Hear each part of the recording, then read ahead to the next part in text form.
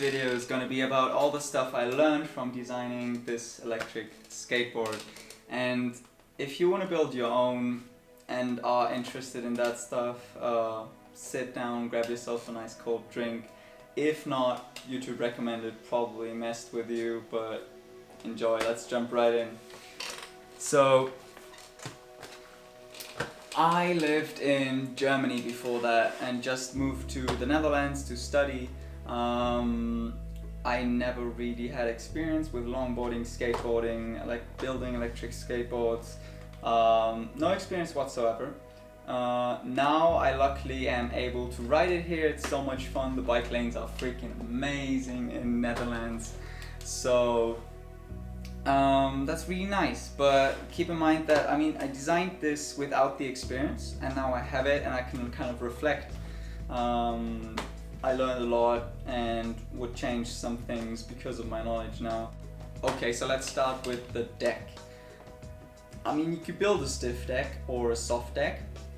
A stiff deck is way easier to build. It's just really hard to get the flex right on a flexible deck. I wanted a flexible deck though because it's super important to me that the ride is comfortable and like soft. I don't need high speeds. I'm not even good at longboarding, so just gonna crack my skull open if I would do that. Yeah, I was really aiming for a perfect flex that's really like as much as I can push it. So what I did is I built this where I took a hard bottom 4mm birch plate and then a hard top, and in the middle there was poplar, super soft, and between those layers there was a fiberglass insert, or like a fiberglass mat that I put between each of the layers.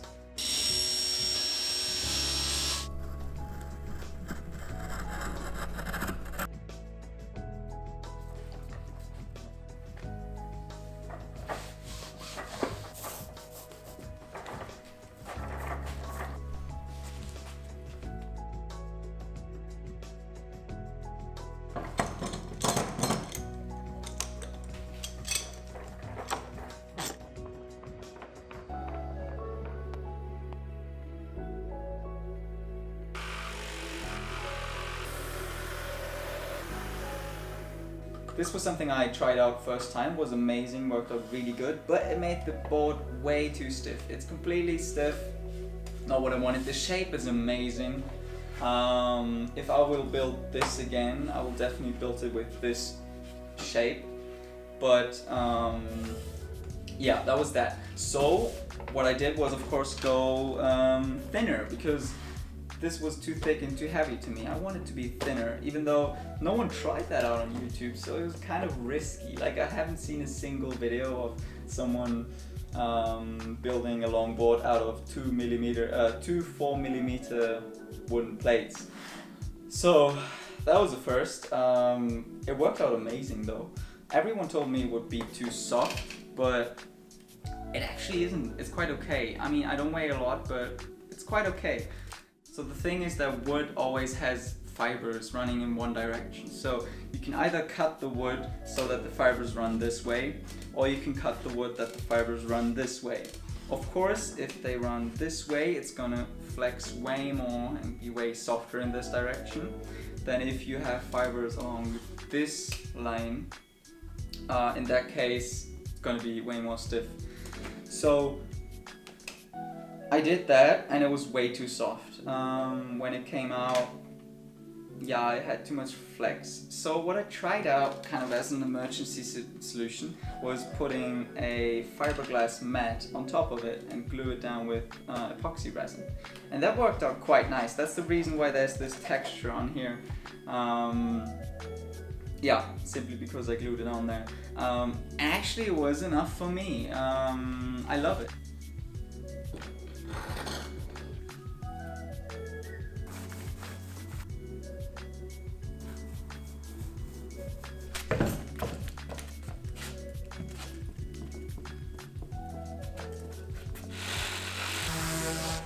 It's barely not scraping on the street, but yeah, that means I have the maximum flex. Like every bump feels like butter. It's amazing and really impressive. So that's that. I would definitely just use clamps. I mean, you need a few wooden sticks and then just get creative with clamps and shape your board the way you want it to. I mean, there's infinite amount of options that you have. Just get creative and find a way. So the next thing is the battery. And this was a tough one because I suck at electronics and I'm not the best one at soldering. So that was definitely fun. But what I did is I took 20 of those cells, lithium ion cells. I'm not a fan of polymer packs on electric skateboards because it's just so much power and it doesn't really suit the needs in my opinion. I mean, I totally get enough power out of those cells for this kind of electric skateboard, and it rides totally fast enough for me, so I wouldn't see why using polymer cells. And what I did is I basically created a pack out of those 10S 2P, so 2 in parallel, 20 cells, and I put a BMS in front of it so it's charged the correct way, and that's basically that. I don't have a spot welding machine, so that was something I thought about a long time. What should I do with the battery? Since normally when you have those cells, the perfect way to build a battery pack is soldering them together with a spot welding machine. And the reason for that is simply they don't like heat, and if you heat them up with a soldering iron, not good. So what I came up with is buying those slots where you put them in and they basically hold the battery and have contacts on each side. So that allowed me to build the battery pack and solder it all together in advance, and then just check if everything was right, because this was my first time, right? And then pop in the battery. And I loved it. I really don't regret doing that, because now I can take them out again if there's something wrong. And like for my first method, it was great. I really don't regret it.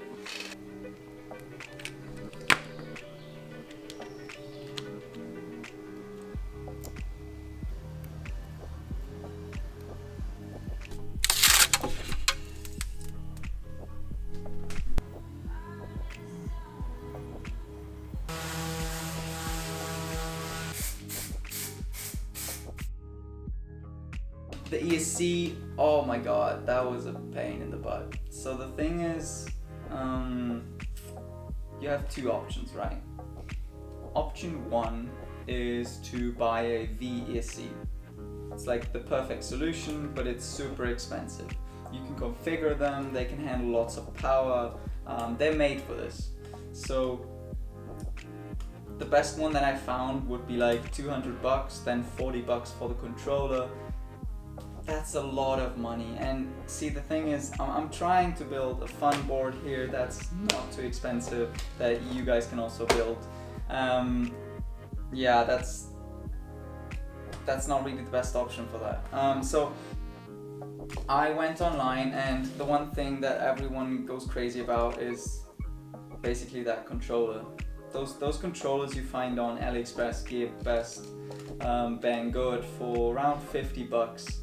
They are controllers for dual motors, and they work for 36 volts. So the 10S that I have, like, it's kind of too good to be true for that price, right? And I ran into some issues. Like, I bought this, and the thing is that the first motor I owned was not this hub motor.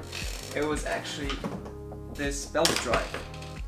So I connected it, and it drove weirdly. And I found out the reason is that this controller is programmed for a hub motor. So that was kind of fucked, because I had this controller made for a hub motor that drove really weirdly for my belt drive.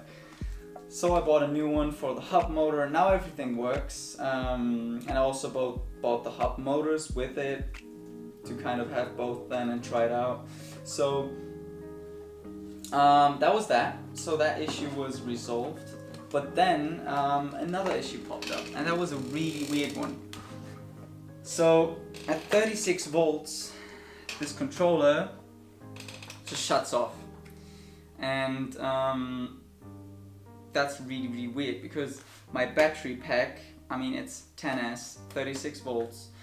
When it's empty, it's at like 30 volts, and when it's full, it's at around 42 volts. So 36 volts means that my battery is like halfway empty, and yet it shuts off. Doesn't really make sense.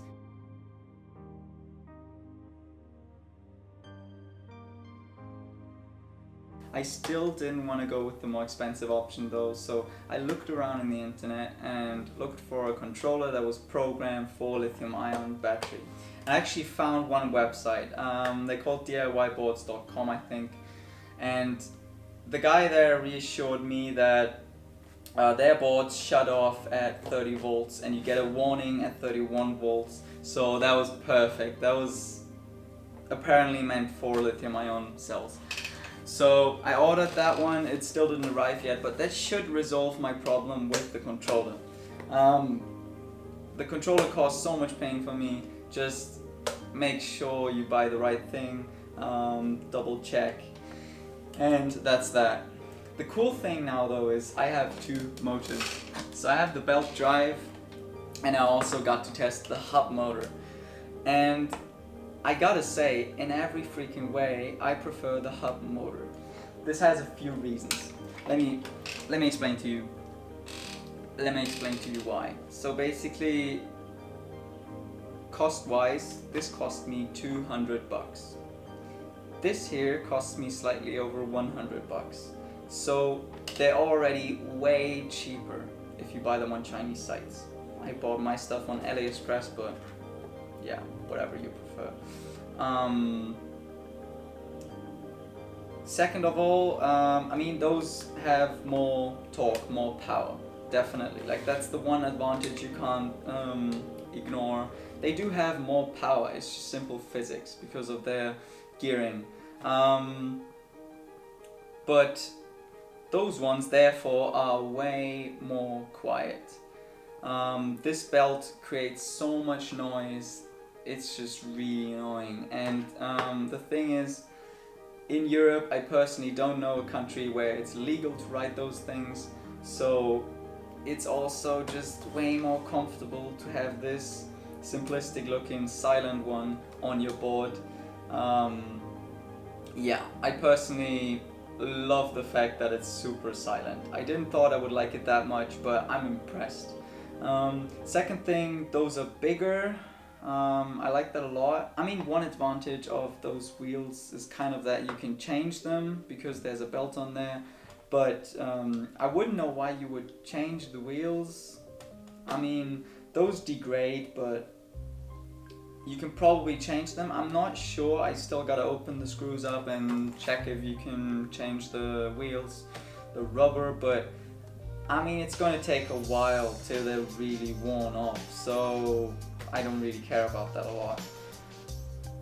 Something that I tried because I wanted to kind of get creative, build a board that's a bit different than the other ones out there, and I put like LEDs inside here. Those are the channels where the cables come from the battery to the controller, but also where the LEDs are stored in. I thought it would be a neat idea. It was kind of neat, but really unnecessary. If I built another board, I will probably leave it away. A cool thing that I also did was put in USB chargers.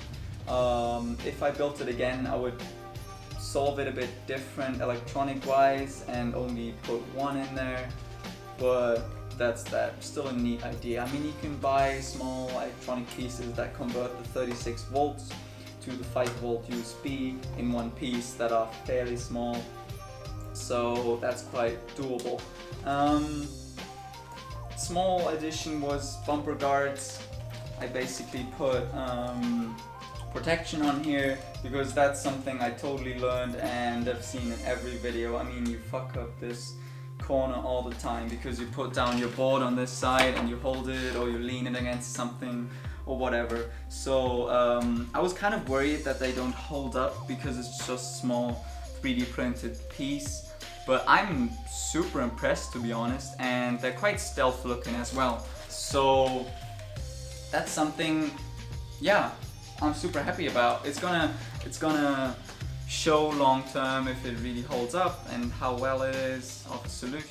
I mean, I'd love to tell you how far I can ride with this setup, but unfortunately, because I have the problem with my controller and the other one didn't arrive yet, I'm not able to.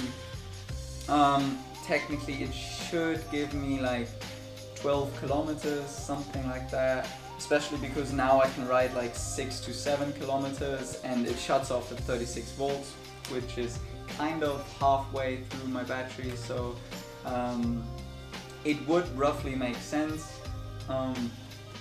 Yeah.